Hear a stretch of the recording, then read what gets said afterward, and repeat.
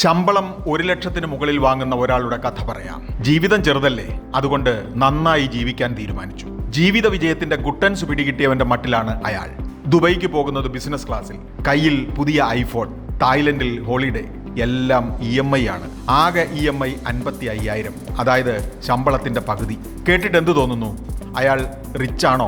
ഭാവിയിലെ സമ്പാദ്യവും സമ്പന്നതയുമെല്ലാം അഡ്വാൻസായി കടമെടുത്തിരിക്കുകയാണ് ചങ്ങാതി. ആഡംബര ജീവിതം 12 ഇൻസ്റ്റാൾമെന്റ് കൊണ്ടാണ് വരുന്നതെങ്കിൽ അത് ആഡംബരമാണോ ബാധ്യതയാണോ? അതെന്താ, ഒരാൾക്ക് നന്നായി ജീവിക്കണമെന്ന് ആഗ്രഹിച്ചുകൂടെ? അതിന് കുഴപ്പമില്ല. എപ്പോൾ അത് ആഗ്രഹിച്ചു എന്നതിലാണ് കുഴപ്പം. ആഡംബരം ശരിക്കും ലഹരിയാണ്.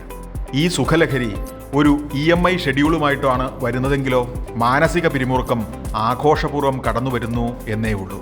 മുടിയാതിരിക്കണമെങ്കിൽ തിരുത്താതെ അയാൾക്ക് പറ്റില്ല. ആദ്യം വാങ്ങാം, അടച്ചു തീർക്കാനുള്ള വഴിയൊക്കെ പിന്നെ കണ്ടുപിടിക്കാം എന്ന രീതി പറ്റില്ല. ആദ്യം കയ്യിൽ കാശുണ്ടാകട്ടെ, അപ്ഗ്രേഡ് ചെയ്യുന്നത് പിന്നെയാകാം. അതാണ് ശരിയായ ചിന്ത. ഒരു എമർജൻസി ഫണ്ട്, ഒരു SIP ഒക്കെ വേണ്ടേ ഒരു കരുതലിന്? 1,00,000 രൂപ വാങ്ങുന്നയാൾ 1/5 അടിയന്തരാവശ്യത്തിന് കരുതേണ്ടേ? ഭാവിയെ കരുതി 15,000 രൂപ SIP-യിലോ മറ്റോ ഇടേണ്ടേ? ബോണസിൽ നിന്നും മറ്റു വരുമാനത്തിൽ നിന്നുമാകട്ടെ ഉല്ലാസയാത്ര.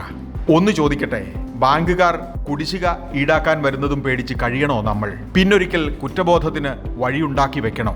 ഇപ്പോൾ ആഘോഷമായി ജീവിച്ചില്ലെങ്കിൽ പിന്നെ പറ്റാത്ത വിധം പടുകുഴിയിൽ വീണുപോകുമെന്ന് പേടിക്കണോ? മാന്യമായി ആഡംബരം നുണഞ്ഞ് ജീവിച്ചാൽ തുലഞ്ഞു പോവുകയൊന്നുമില്ല. പക്ഷേ തിരക്ക് കൂട്ടിയാലുണ്ടല്ലോ, അനുഭവിക്കും.